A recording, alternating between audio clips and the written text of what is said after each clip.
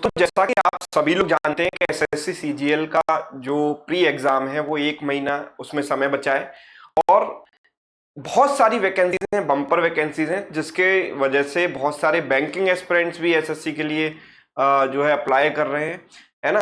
तो एक इस दिशा में, आपकी सक्सेस की दिशा में एक मेरा छोटा सा प्रयास है कि मैं रेगुलर बेसिस पर आपको 10 मोस्ट इंपोर्टेंट क्वेश्चंस या ये कहें कि मोस्ट रिपीटेड क्वेश्चंस आपको रेगुलर बेसिस पर डिस्कस करूं यहाँ पर, और कम से कम समय में, नो बातचीत, नथिंग एल्स, बिल्कुल काम की बात, 10 क्वेश्चन एकदम रॉकेट की स्पीड से हम डिस्कस करेंगे, है ना।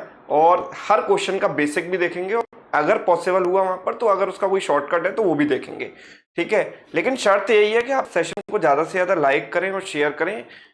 रीजन है इसके, मुझे भी लगना चाहिए कि भाई हाँ भाई एसएससी वाले बच्चे भी इंटरेस्टेड हैं पढ़ने में, है ना, मतलब मुझसे पढ़ने में, तभी मजा आएगा चीजों को आगे ले जाने में। तो रेगुलर अगर आप इस 10 क्वेश्चंस का डिस्कशन चाहते हो, आपको ये सेशन पसंद आता है, तो इसको लाइक जरूर कीजिएगा और अपने एसएससी एस्पिरेंट दोस्तों के साथ शेयर भी जरूर कीजिएगा, ठीक है। तो आज का ये पहला सवाल हमारे सामने है, अलजेब्रा का ये सवाल है। आप देखिए,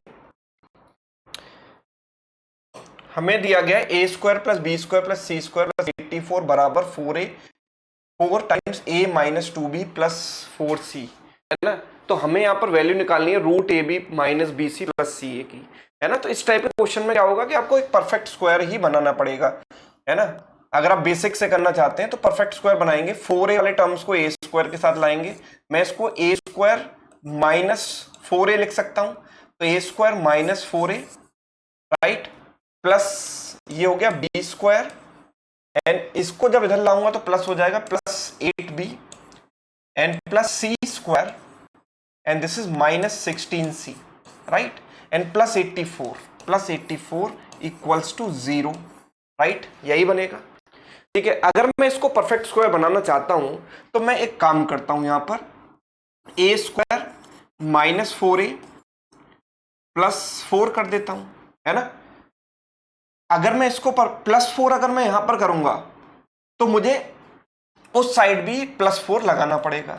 मैंने इस साइड भी प्लस 4 कर दिया और इस साइड भी प्लस 4 कर दिया, बाकी सारी चीजें ऐसी रहेंगी। मैंने यहां पर क्या, बी स्क्वायर प्लस 8b, तो this is 2 into 4 into B means 4 square which is 16, वो मैंने यहां पर ऐड कर दिया और एक 16 यहां पर भी ऐड कर दिया, राइट। फिर मैंने यहां पर देखा सी स्क्वायर माइनस 16c है, तो दिस इज 2 इंटू 8 और 8 स्क्वायर इज 64, तो एक 64 मैंने यहां पर ऐड किया, 864 एक जो है 64 यहां ऐड कर दिया और 84 को एज इट इज लिख दिया। मतलब मैंने यहां पर 4, 16 और 64 ऐड किए और राइट हैंड साइड में भी 4, 16, 64 ऐड किए परफेक्ट स्क्वायर बनाने के लिए, मैंने ऐसा किया। सो ये बन गया a माइनस 2 होल स्क्वायर, ये बन गया b plus 4 whole square, and ये बन गया c माइनस 8 होल स्क्वायर, है ना। और ये कितना हो गया, 64 plus 16 is 80, right, and 80 plus 4 is 84, तो इस 84 से 84 पूरा कैंसिल हो गया, बराबर 0 आ गया। अभी 3 नंबर्स के स्क्वायर का सम 0 है, इसका मतलब यही होगा कि तीनों नंबर 0 होंगे, है ना, बिकॉज कोई भी नंबर नेगेटिव तो हो नहीं सकता, बिकॉज परफेक्ट स्क्वायर जो भी होता है वो हमेशा पॉजिटिव होता है ना। तो अगर ये पॉजिटिव पॉजिटिव पॉजिटिव होते तो 0 कभी आता ही नहीं, 0 तभी आएगा जब ये इंडिविजुअली 0 होंगे। मतलब a माइनस 2 की वैल्यू 0 है, मतलब a की वैल्यू 2 हो गई, b की वैल्यू माइनस 4 हो गई, एंड c माइनस 8 बराबर 0, मतलब c की वैल्यू 8 हो गई। और जब c की वैल्यू 8 हो गई तो हम कह सकते हैं कि ये वैल्यू हम यहां से निकाल लेंगे, a इंटू बी कितना हो गया, माइनस 8 माइनस b इंटू सी, तो b इंटू सी कितना हो गया, माइनस 32, माइनस माइनस प्लस हो जाएगा, so plus 32, and plus c into A, तो c इंटू 8 इंटू 2 16, है ना। तो ये हो गया 16 माइनस 8 8, 32 और 8 40, तो रूट 40 विच इज 4 इंटू 10, 4 का स्क्वायर रूट 2 हो गया, root 10, so I think 2 root 10 should be correct answer, है ना, 2 रूट 10 इज राइट आंसर। अब अगर इस फॉर्मेट में क्वेश्चन डायरेक्ट आता है, मतलब देखो मैं ये मानता हूं कि ज्यादा शॉर्टकट्स के पीछे भागने की जरूरत नहीं, बिकॉज कितने याद रखोगे, हर सवाल का अलग शॉर्टकट है ना। और मैथ्स में ही आप अगर इतना एफर्ट लगा दोगे तो मैथ्स का वेटेज तो मेंस में कम हो गया है, फिर रीजनिंग में भी आपको एफर्ट लगाना पड़ेगा, तो रट्टाफिकेशन करने की जरूरत नहीं है ना। अगर आप इस अप्रोच से जाते हो और अगर आपको ढंग से प्रैक्टिस है तो इस अप्रोच के थ्रू आप बहुत जल्दी इस क्वेश्चन को कर सकते हो, कुछ रटने की जरूरत नहीं है। लेकिन फिर भी अगर आपको चाहिए कि सर इसका शॉर्टकट बताइए, तो ये देखो इस टाइप का अगर फॉर्मेट आता है ना, जैसे कि यहां पर है m into let suppose m into A square plus n into B square plus p into C square plus something let suppose d that is equal to 2 into let suppose this is x into A plus y into B plus z into C, है ना। Suppose ये A B C यहाँ पर coefficient है, तो मैंने A B C की terms में इक्वेशन लिखी। अगर इस फॉर्मेट में अगर आपको दी गई है इक्वेशन, तो यहाँ पर जो ए की वैल्यू होगी that will be x upon m, that will be x upon m, b की वैल्यू होगी y अपॉन n, और c की वैल्यू क्या हो जाएगी, c की वैल्यू हो जाएगी z upon p। That's it, बस इतना आपको याद रखना है। तो सबसे पहले तो ब्रैकेट के बाहर 2 होना चाहिए, तो यहाँ पर ब्रैकेट के बाहर 2 लेकर आता हूं, तो ये इक्वेशन बन जाएगी A square plus B square plus C square plus 84 बराबर 2। तो एक 2 को अंदर ले गए हम, तो that becomes 2a minus 4b plus 8c। तो यहां से अगर मैं इसको इससे कंपेयर करूं, तो डेफिनेटली मैं ये कह पाऊंगा कि a की वैल्यू क्या होगी, इस 2 अपॉन इसका कोफिशिएंट क्या है, यहाँ पर m की वैल्यू 1 है, m n और p की वैल्यू यहाँ पर क्या है 1 1 1, तो ये हो गया 2 अपॉन 1 यानी कि 2। b की वैल्यू क्या होगी माइनस 4 अपॉन 1 यानी माइनस 4, और c की वैल्यू क्या हो गई 8 अपॉन 1 यानी कि 8। तो a b c की वैल्यू डायरेक्ट आ गई, जो मैं यहाँ पर पुट करके आंसर निकाल लूंगा। ठीक है, तो ये इसका शॉर्टकट है, जिसको अगर आप याद रखना चाहें तो याद रख सकते हैं, अदरवाइज आप बेसिक से भी करेंगे तो भी क्वेश्चन जल्दी हो सकता है, depending on your speed. Trigonometry का ये सवाल प्री लेवल का क्वेश्चन है। देखिए हमें दिया है cosec A plus cot A upon cosec A minus cot A equals to 7। Let suppose it is 7 upon 1, ये लिख सकते हैं। और हमें वैल्यू निकालनी है किसकी, 4 साइन स्क्वायर ए प्लस 5 अपॉन 4 साइन स्क्वायर ए माइनस 1, राइट, ये हमको निकालना है। तो जरा ध्यान देंगे, कभी मुझे a plus B upon a minus B का फॉर्मेट दिखता है तो मैं वहां पर लगा देता हूं रेशियो प्रोपोर्शन की एक प्रॉपर्टी, जिसको बोलते हैं कॉम्पोनेंडो एंड डिविडेंडो। इसको हम बोलते हैं कॉम्पोनेंडो डिविडेंडो। अगर मैं वो लगाऊंगा तो इन दोनों को एक बार ऐड करूंगा, तो इनको ऐड करूंगा तो कोटे से कोटे कट गया, ऊपर बन गया 2 टाइम्स कोसेक ए, और एक बार इसमें से इसको जब मैंने माइनस किया तो इससे ये कट गया, बचा 2 times cot A, and that is equal to 7 plus 1 यानी कि 8 एंड 7 माइनस 1 यानी कि 6, विच इज व्हाट 4 अपॉन 3। 2 से 2 कट गया, this is 1 upon sine, this is cos upon sine, तो साइन से साइन कट गया, 1 अपॉन कॉस यानी कि सेक ए की वैल्यू आ गई कितनी 4/3। लेकिन मुझे सेक ए की वैल्यू नहीं चाहिए, मुझे चाहिए साइन ए की वैल्यू। तो सेक ए अगर आपको पता हो तो साइन ए कैसे निकालोगे, एक ट्रायंगल बना लो। आप ये जानते हो कि सेक थीटा क्या होता है, सेक थीटा होता है हाइपोटेनस अपॉन बेस, है ना। तो hypotenuse is 4 and base is 3। Let suppose this angle is A, है ना, तो हाइपोटेनस अपॉन बेस, तो this becomes root 4 square minus 3 square यानी 16 माइनस 9 यानी कि 7, दिस इज रूट 7। तो साइन थीटा क्या होगा इसके लिए, sine theta is perpendicular upon hypotenuse, that means root 7/4। तो साइन ए की वैल्यू जो आ गई दैट इज रूट 7/4, काम खत्म, है ना। बस यहां पर वैल्यू पुट कर दो, सो दिस बिकम्स 4 इंटू इसका स्क्वायर कितना होगा, इसका स्क्वायर होगा 7/16 प्लस 5 अपॉन 4 इंटू 7/16 माइनस 1, यही बोला है। 4 से 4 टाइम्स कैंसिल हो गया, 4 से 4 टाइम्स कैंसिल हो गया, 27 और नीचे आएगा 3, 7 minus 4 is 3, so it becomes 9। So the answer must be 9, that means option C. ठीक है, क्लियर है सभी को, आगे बढ़े। चलिए क्वेश्चन नंबर 3 की तरफ मूव करते हैं। क्वेश्चन नंबर 3 आपके सामने है। देखो सारे क्वेश्चन जैसे मैं आपको करा रहा हूं, आपका काम क्या है, मैं रिकॉर्डेड वीडियो ये होगा, लाइव नहीं है ना, रिकॉर्ड करके मैं अपलोड करूंगा। तो आपको क्या करना है, जैसे क्वेश्चन आपके सामने आएगा वीडियो को पॉज करके पहले खुद सॉल्व करना है ना। अगर खुद से नहीं बनता है तो आपको सॉल्यूशन देखना है, और खुद से बन भी जाता है तो मेरे तरीके से आप एक बार जरूर देख लीजिएगा। ठीक है, चलिए In triangle ABC, E and F are the points on side AB and AC such that EF is parallel to BC. तो ट्रायंगल है हमारे पास ABC, होपफुली आपने सॉल्व कर लिया होगा वीडियो पॉज करके। अब मैं आपको सॉल्व कराता हूं। ABC side EF is parallel to BC, तो EF जो है BC के पैरेलल है, ठीक है। EF जो है BC के पैरेलल है, मतलब these two sides are parallel, ये इसके पैरेलल है, ठीक। Now FE divides the triangle in two parts of equal areas, मतलब ये एरिया और ये एरिया दोनों के एरिया क्या है, बराबर है, मतलब इस पार्ट और इस पार्ट का एरिया बराबर है, ठीक है। चलिए, मतलब अगर इसका एरिया A है तो इसका एरिया भी A होगा। Now AD is perpendicular to BC, अगर मैंने AD को एक परपेंडिकुलर ड्रॉप किया जो कि BC पर परपेंडिकुलर है, दिस इज D, है ना, तो इस पर भी ये परपेंडिकुलर होगा because these two lines are parallel, ये दोनों पैरेलल है। And AD intersect FE at point G, तो इसको G पॉइंट पर ये इंटरसेक्ट कर रही है। हमें बताना है GD और AG का रेशियो, मतलब this side upon this side, मतलब if let suppose this side is X, this side is Y, हमको निकालना है Y upon X। Y upon X की वैल्यू क्या होगी, Y अपॉन X क्या होगा, ठीक है। This is what we are suppose to find out, ये हमें निकालना है। तो हम कैसे निकालेंगे, देखो इसको जरा ध्यान से समझे। देखो इन ट्रायंगल्स का एरिया बराबर है, तो मैं ये कह सकता हूं कि ट्रायंगल AEF और ट्रायंगल जो बड़ा वाला ट्रायंगल है ABC, इसके एरिया का रेशियो क्या होगा, 1/2, राइट। बिकॉज अगर ये 1 पार्ट है और ये भी 1 पार्ट है तो ये टोटल 2 पार्ट्स हो गया, तो 1 पार्ट अपॉन 2 पार्ट्स, राइट। इनके एरिया का रेशियो 1/2 हो गया। अच्छा, एरिया होता है half into base into height, half into base into height, half into base into height. अच्छा, इनके बेसिस का, इनकी हाइट का रेशियो क्या है, x upon X plus Y. भाई इसकी हाइट है x और इसकी हाइट है x प्लस वाई, तो हाइट का रेशियो है x upon X plus Y, right, ये हाइट का रेशियो है।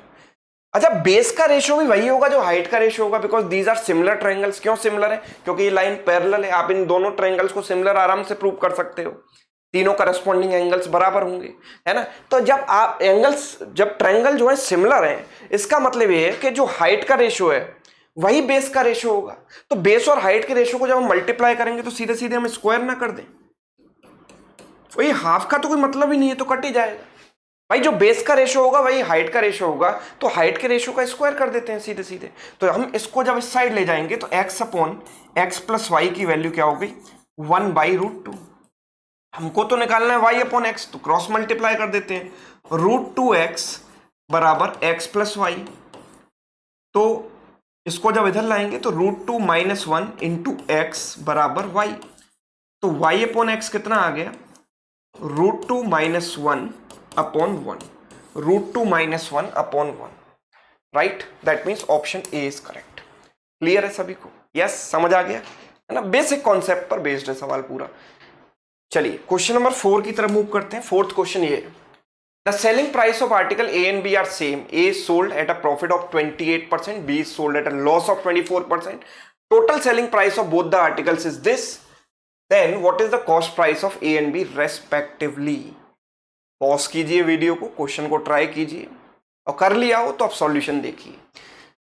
देखो मैं ये कहता हूं कि ए को अगर मैंने 28% के प्रॉफिट पर बेचा और लेट सपोज ए का कॉस्ट प्राइस अगर ए है, तो मैं इसको कितने पर बेचूंगा, इसके 128% पर, राइट। 28% बढ़ाने के बाद बेचूंगा, मतलब कॉस्ट प्राइस के 128% पर, तो ये ए का सेलिंग प्राइस हो जाएगा। और बी को मैंने 24% के लॉस पर बेचा, तो 100 - 24 कितना होता है, 76% पर मैंने इसको बेचा। दोनों के सेलिंग प्राइस बराबर है, इसलिए बीच में बराबर का साइन लगा दिया। तो क्या मैं ये कह सकता हूं कि ए और बी के जो कॉस्ट प्राइसेस का रेशियो होगा वो होगा 76/128, राइट। 2 से गया या 4 से गया 19 बार, 4 से गया 32 बार, 19/32, 19:32 रेशियो होना चाहिए। अब मैं बस ये देख लेता हूं, बिकॉज मुझे दोनों के कॉस्ट प्राइसेस निकालने हैं, मुझे कुछ भी करने की जरूरत नहीं है, मैं केवल ऑप्शन देख लूं। 19 और 32 का रेशियो कहां बन रहा है, 19/32 यहां बन रहा है। क्या ये 19 का मल्टीपल है, नहीं। ये और ये भी 19 के मल्टीपल नहीं है, केवल एक ही जगह मुझे 19/32 का रेशियो बनता दिखाई दे रहा है, that is option A. Simple observation, ठीक है। चलिए आगे बढ़ेंगे। Next question, radius of large solid sphere is 14 and it is melted to form 8 equal small solid spheres. So what is the sum of total surface area of 8 small solid spheres? ठीक है, आप मुझे बताइए कि जब 8 solid sphere बनेंगे तो एक का एरिया कितना होता है 4 पाई आर स्क्वायर, तो 8 का कितना होगा 4 पाई इंटू आर स्क्वायर, मतलब 4 पाई आर स्क्वायर इंटू 8 कर देंगे भाई, एक स्पेयर के एरिया को 8 से गुणा कर देंगे तो आठों का सम आ जाएगा क्योंकि सारे एक जैसे हैं, सेम है ना। अब जरा लॉजिक लगाओ यहां पर, 8 इंटू 4 ये होगा भाई 22/7, ये तो होगा 22/7 और ये होगा आर स्क्वायर। अब मुझे एक बात बताओ कि आंसर 11 का मल्टीपल होना चाहिए, बिकॉज 22 अगर ऊपर आ रहा है मतलब आंसर 11 का मल्टीपल होना चाहिए। मैं चेक कर लेता हूं ऑप्शन में, 8 और 1 9, 5 और 4 9, ये तो 11 का मल्टीपल है। 8 और 6 14 और 4 और 3 7, 14 माइनस 7 7, ये भी नहीं, ये 11 का मल्टीपल नहीं है। 9 और 8 17, 4 और 2 6, 17 माइनस 6 11, ये 11 का मल्टीपल है। 4 और 2 6, 4 और 4 8, इक्वल नहीं है, ये 11 का मल्टीपल नहीं है। मतलब अब मेरा मामला यहां पर फंस गया ए और सी में। अब मैं इनको कैसे एलिमिनेट करूं? डेफिनेटली ये 4 के मल्टीपल होने चाहिए, बिकॉज नीचे तो कोई ऐसा नंबर है नहीं जो 4 का मल्टीपल हो, है ना, तो 4 को काट पाए, तो डेफिनेटली आंसर 4 का मल्टीपल होना चाहिए, जो कि ये तो नहीं है, because 58 is not a multiple of 4 but 28 is a multiple of 4, तो ये मेरा आंसर हो जाएगा, राइट। इस तरीके से मैं ऑप्शन के थ्रू आंसर लगा सकता हूं जल्दी अगर मुझे करना है तो, अदरवाइज आप पूरा भी सॉल्व कर सकते हो। स्फेयर के वॉल्यूम का फॉर्मूला आपको पता होगा, सरफेस एरिया का फॉर्मूला आपको पता है ना, तो वो लगाकर आप कर ही सकते हो। नेक्स्ट क्वेश्चन देखिए, vessel A contain solution of 2 liquids A and be in the ratio 5:3। Video को पॉज कीजिए, क्वेश्चन को ट्राई कीजिए और जब कर लिया हो तो इस सॉल्यूशन को देखिए। 5:3 का रेशियो था वेसल में, ए और बी का जो रेशियो था वो क्या था 5:3।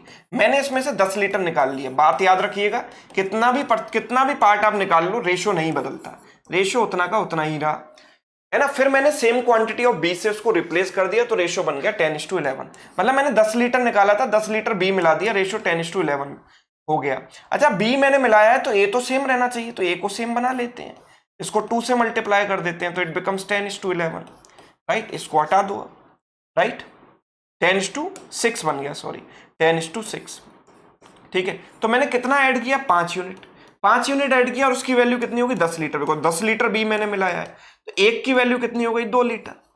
मुझे total quantity of the vessel, total solution in the vessel निकालना है, तो आप मुझे बताओ कि टोटल इनिशियल टोटल फाइनल के बराबर होगा। क्यों? क्योंकि मैंने जितना पार्ट निकाला है उतना ही पार्ट बी का मिला दिया है, तो टोटल तो सेम रहेगा ना। तो अगर मैं इनिशियल टोटल निकालना चाहता हूं तो मैं फाइनल टोटल ही निकाल लेता हूं, इनिशियल फाइनल सेम ही रहते हैं। तो 10 + 11 कितना हो गया 21, तो 21 यूनिट की वैल्यू कितनी हो जाएगी 21 × 2 42, 2 से मल्टीप्लाई क्यों किया, बिकॉज एक की वैल्यू 2 लीटर है, तो 21 की वैल्यू कितनी हो गई 42 लीटर। ऑप्शन बी क्लियर है सभी को। चलिए आगे बढ़ेंगे क्वेश्चन नंबर 7 की तरफ। 7th क्वेश्चन देखो, the difference between compound interest on certain some for 1.5 year, 1.5 साल की कंपाउंड इंटरेस्ट 20% की रेट पर is 1716 when the interest is compounded half yearly and compounded annually। मतलब कंपाउंडेड हाफ ईयरली में हमेशा ज्यादा इंटरेस्ट मिलती है, एनुअली में कम इंटरेस्ट मिलती है, सेम टाइम के लिए सेम रेट के लिए। तो व्हाट इज द प्रिंसिपल मुझे बताना है, जल्दी से देखता हूं। देखो अब मुझे एक बात बताओ कि 20% की अगर रेट है तो हाफ ईयरली में रेट आधी हो जाएगी 10% हो जाएगी, और 10% की रेट है तो रेशियो क्या बनेगा 10:11, बिकॉज 10% का मतलब क्या होता है भाई 1/10, मतलब वैल्यू 10 से 1 बढ़कर 11 हो गई, तो 10:11 हो गया प्रिंसिपल और अमाउंट का रेशियो, राइट। ऐसा कितनी बार होगा 3 बार होगा। क्यों 3 बार होगा? बिकॉज टाइम 1.5 साल है और कंपाउंडेड हाफ ईयरली है। अगर हाफ ईयरली कंपाउंड हो रहा है तो 1.5 साल में कितने हाफ ईयर बनेंगे 3 हाफ ईयर बनेंगे, तो 3 बार ऐसा होगा तो पावर 3 लगा देते हैं। कंपाउंड इंटरेस्ट का फंडा है, सक्सेसिव चलता है, राइट। तो एक बार में रेशियो 10:11, तो 3 बार में क्यूब हो गया, सीधी बात। तो ये हो गया 1000:1331। और अगर यही कंपाउंडेड एनुअली होता तो पहले साल तो मुझे सीधे सीधे 20% की रेट मिलती। 20% का मतलब क्या हुआ 1/5, मतलब बना 5 से 6, और दूसरे साल मुझे 10% मिलता, यानी 1/10 मिलता, राइट। क्योंकि दूसरे साल तो मुझे हाफ ईयर लेना है ना केवल, तो आधे साल का इंटरेस्ट काउंट करूंगा 10%, एक साल का 20%, तो आधे साल का 10%, तो यानी रेशियो बना 10:11। तो तो ये कितना बन गया 50:66। अच्छा मुझे एक बात बताओ, दोनों केसेस में प्रिंसिपल तो सेम है ना, चाहे कंपाउंडेड हाफ ईयरली हो एनुअली हो, वो तो स्कीम पर डिपेंड कर रहा है, पर जो पैसा लगाया गया है वो तो सेम है, प्रिंसिपल सेम है। तो ये 1000 है, तो इसको भी 1000 बनाने के लिए मैं 20 से गुणा कर देता हूँ। 20 से मल्टीप्लाई किया तो 1000 ये हो गया, और ये हो गया 1320, है ना। तो दोनों में अंतर कितना आया, देखो यहां पर इंटरेस्ट मिली मुझे 331 की, और यहां इंटरेस्ट मिली मुझे 320 की। तो क्या मैं ये कह सकता हूं कि दोनों में अंतर 11 रुपए का है, इन दोनों में डिफरेंस है 11 रुपए का, और एक्चुअल में वो किसके बराबर है 1716। तो 11 की वैल्यू इतनी, तो 1 की वैल्यू कितनी, 11 से 1 बार गया है, 5 बार गया, 6 बार गया, 156। तो 1000 यूनिट जो प्रिंसिपल है वो यहां पर भी 1000 है, यहां पर भी 1000 है, कहीं से भी निकाल लो। तो 156 को जब 1000 से मल्टीप्लाई करेंगे तो आंसर आ जाएगा ऑप्शन डी, 156 इंटू 1000। क्लियर। आपके पास कोई और तरीका भी हो सकता है, उससे भी आप कर सकते हो। मुझे रेशियो मेथड बहुत आसान लगा यहाँ पर, इसलिए मैंने आपको रेशियो मेथड से बताया। अगला सवाल देखें, क्वेश्चन नंबर 8 आपके सामने। देखिए जरा, अ bag contains notes only of 5 rupees, 10 rupees and 20 rupees, है ना। और 5 रुपए और 10 रुपए के नोटों का अनुपात इतना है, और 10 रुपए और 20 रुपए के नोटों का अनुपात इतना है, टोटल अमाउंट इतना है। तो 10 रुपए के नोट कितने होंगे, है ना, 10 रुपए के नोट कितने होंगे ये मुझे बताना है। ठीक है, बता देते हैं। 5 रुपए, 10 रुपए और 20 रुपए। भाई 5 रुपए और 10 रुपए के नोटों का अनुपात है 11:8, और 10 और 20 के नोटों का अनुपात है 10:10:7। तो एक काम करता हूं, 10 रुपए के नोट यहां पर 8 हैं और यहां पर 10 हैं। रेशियो को ज्वाइन करने के लिए मैं इन दोनों को इक्वल बना लेता हूं। कैसे, 10 और 8 का एलसीएम हो गया 40। 40 बनाने के लिए मैंने इसको 5 से गुणा किया, यानी 55, 40, और यहां मल्टीप्लाई किया किससे, 4 से, तो 40 और 28, 40 और 28। 5 रुपए, 10 रुपए और 20 रुपए के नोटों का अनुपात इतना आ गया। तो क्या मैं ये कह सकता हूं कि 55x नंबर ऑफ नोट्स, यहां पर नोट है 40x और यहां पर है 28x, है ना। तो टोटल अमाउंट कितना होगा भाई, एक नोट की कीमत 5 रुपए है, तो इतने नोटों की कीमत कितनी होगी, 55 इंटू 5 यानी 275 x, 10 इंटू 40 यानी 400x, और यहां पर कितना बनेगा 20 इंटू 28 यानी 560x। अगर तीनों को जोड़ देता हूं तो 5, दिस इज 13 कैरी 1, 12, 1235x, और एक्चुअल में जो टोटल अमाउंट है वो किसके बराबर है 3705। क्लियर दिखाई दे रहा है। 35 इंटू 3 105, और 12 इंटू 3 3600, 3600 और 105 3705, मतलब ये इसका 3 गुना है। एक्स की वैल्यू 3 आ गई, तो मुझे 10 रुपए के नोट निकालने हैं। 10 रुपए के नोट कितने थे 40x, तो 40 इंटू एक्स की वैल्यू रख दो 3, आंसर आ गया 120। खत्म कहानी, ऑप्शन बी। क्लियर है ना। ऐसे खत्म करने, ऐसे उड़ाने हैं सवाल आपको एग्जाम में, है ना, तभी टॉपर बनोगे। अगला सवाल देखो, नेक्स्ट क्वेश्चन नंबर 9। सवाल थोड़ा ट्रिकी है, ध्यान से समझें। पहले आप खुद से ट्राई करें, है ना, पूरी ताकत इसमें लगाएं, खूब सोचें, खूब सोचें, और जब समझ में ना आए तब सॉल्यूशन इसका देखें। और अगर आपको समझ में भी आ जाता है तो फिर भी आप सॉल्यूशन देखें, क्योंकि हो सकता है कि मेरा तरीका आपसे डिफरेंट हो। अ 5 digit number 658xy is divisible by 7 and 33। ये 7 से भी विभाज्य है और 33 से भी विभाज्य है, दोनों से डिविजिबल है। तो what is the value of x² minus y² plus xy, है ना, इसकी वैल्यू मुझे निकालनी है। तो इसके लिए मुझे x और y की वैल्यू पता लगानी पड़ेगी, है ना। x और y की वैल्यू मैं कैसे पता लगाऊंगा भाई, x और y की वैल्यू, अब देखो 7 से डिविजिबिलिटी आप चेक करोगे नहीं कर पाओगे, क्योंकि x और y अननोन है। 33 को आप 3 इंटू 11 लिख दोगे, 3 इंटू 11 तो 3 से चेक करोगे, कंडीशंस आएंगी x और y की, फिर 11 से डिविजिबिलिटी चेक करोगे, x और y की बहुत सारी कंडीशंस आएंगी, राइट। और then things will become very much too much complicated, बहुत सारे केसेस बनेंगे। बेटर क्या है इस क्वेश्चन को करने के लिए, मैं देखो एक काम करता हूं, अगर कोई नंबर 7 और 33 दोनों से डिविजिबल है तो दोनों के एलसीएम से भी डिविजिबल होना चाहिए। जैसे कोई नंबर 3 और 4 से डिविजिबल है तो 3 और 4 का एलसीएम 12, उससे भी डिविजिबल होगा ही होगा, राइट। तो 33 और 7 में कुछ कॉमन तो है नहीं, तो इनका एलसीएम कितना होगा 7 इंटू 33, सीधे सीधे मल्टीप्लाई किया, कितना आ गया 231। मतलब ये नंबर 231 से कटना चाहिए, है ना।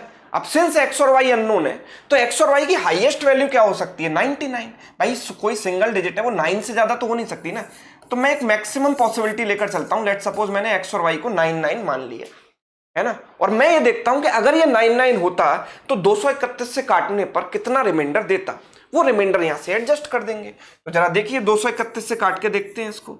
231 से मैंने इसको डिवाइड किया 65899, और जब मैं इसको डिवाइड करूंगा तो इट गोज 2 टाइम्स 462, ठीक है, कितना आएगा 6, this is what 9 and this is 1, है ना। अब कितनी बार जाएगा, 23 से आई थिंक ये 9 टाइम्स चला जाएगा, 9 टाइम्स करते हैं, 9 1 जा 9, 9 3 जा 27, कैरी हो गया 2, 9 2 जा 18 प्लस 2, ये तो ज्यादा हो गया, 8 टाइम्स कर देते हैं, है ना, 8 1 जा 8, ठीक है, 8 3 जा 24, कैरी 2, 8 2 जा 16 प्लस 2 18, ठीक है। तो जरा यहाँ से घटा दो, this is 1, this is 2, this is 1, 121 बचा, फिर 9 आया, है ना, फिर 9 आया, फिर जब मैं इसको कैंसिल करूंगा तो 2 × 6 12, 5 बार जाएगा आई थिंक, तो ये 5 और ये 115, तो कितना बचेगा, this is 4 and this is what 6, 64 reminder बचेगा, है ना, 64 फाइनली मुझे रिमाइंडर मिलेगा, ये आप डिवाइड कर सकते हो, 64 रिमाइंडर बच रहा है, मतलब ये जो नंबर है, ये क्या हो गया, ये जो नंबर है वो 231 के मल्टीपल से 64 ज्यादा है, तो मैं इसमें से 64 घटा देता हूं भाई, जो रिमाइंडर मतलब एक्स्ट्रा पार्ट, तो एक्स्ट्रा पार्ट घटा दो ना इसमें से, 64 घटा दिया मैंने इसमें से, है ना, 64 घटा दिया तो क्या बचा, this is 5, this is 3 and 6, 5 8 3 5, ये नंबर जो है वो 231 का मल्टीपल बनेगा, क्योंकि रिमाइंडर जो एक्स्ट्रा था वो मैंने यहां से घटा दिया है, यानी x की वैल्यू क्या है 3 और y की वैल्यू 5 है, this is the value of x and this is the value of y, simply आ गई बिना केसेस बनाए, है ना। तो x की वैल्यू यहां पर रख दो 3, 3 का स्क्वायर कितना हो गया 9, माइनस y स्क्वायर मतलब 5 का स्क्वायर 25 और 5 × 3 हो गया 15, तो 15 प्लस 9 24 और 24 माइनस 25 हो गया -1, ठीक है, -1 इसका आंसर हो गया ऑप्शन बी, ठीक है, नया तरीका है, यस समझ में आया सभी को। चलिए, हो सकता है कुछ लोगों के लिए पुराना तरीका हो लेकिन बहुत लोगों के लिए नया भी होगा। क्वेश्चन नंबर 10, ये सवाल मैं आपको देता हूं होमवर्क में, है ना, आराम से वेटेड एवरेज लगा के इसको सॉल्व कीजिए, आंसर आराम से आ जाएगा, ठीक है। तो ये 10 क्वेश्चन मुझे यहाँ पर डिस्कस करने थे जो मैंने आपके साथ डिस्कस किए, राइट। अगर आपको क्वेश्चंस अच्छे लगे हो, कंटेंट का लेवल अच्छा लगा हो, है ना, और सेशन अच्छा लगा हो, तो वीडियो को लाइक कीजिएगा, कमेंट करके मुझे ये जरूर बताना कि ये सेशन आपको कैसा लगा और आप कंटिन्यूएशन में ये क्लासेस रेगुलर चाहते हैं या नहीं, जिसमें आपका कम से कम समय वेस्ट हो और ज्यादा से ज्यादा कॉन्सेप्ट्स एंड टेक्निक्स आपको आने वाले एसएससी एग्जाम के लिए सीखने को मिले। Okay, thank you so much.